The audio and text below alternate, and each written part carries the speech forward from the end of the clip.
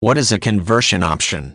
Conversion options are an example of a financial option that may be employed with various types of investments. Essentially, a conversion option makes it possible to switch from an existing applicable rate to a different one. The strategy of a conversion option can be employed with preferred stock bond issues and mortgages.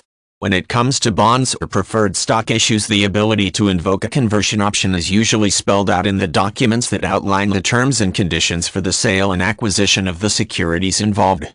Depending on the exact structure of those terms, there may be specific conditions that must take place before a conversion can take place.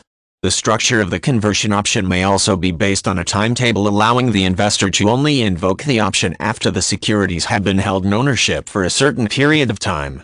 When it comes to mortgages, a conversion option usually allows the homeowner to switch from a fixed to a variable rate of interest or vice versa. As with the conversion option approach to stocks and bonds, there are normally certain criteria that must be met before a conversion option may be invoked.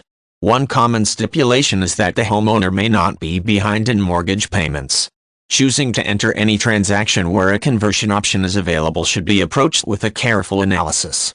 This can involve considering the higher interest rates and the higher setup costs that are normally associated with any mortgage or purchase that offers this option. Depending on the circumstances of the individual and the projections of economic performance that are anticipated for the life of the transaction, going with a conversion option may or may not be a good move. One point to ponder is that there is usually a fee that is invoked when a variable rate of interest is converted to a fixed rate. This additional expense should also be taken into consideration before committing to any contract involving a conversion option. If there is a strong suspicion that making use of the option would prove to be more expensive than refinancing a standard fixed mortgage, the borrower would probably do well to go with a fixed mortgage rate and forget about the conversion option altogether.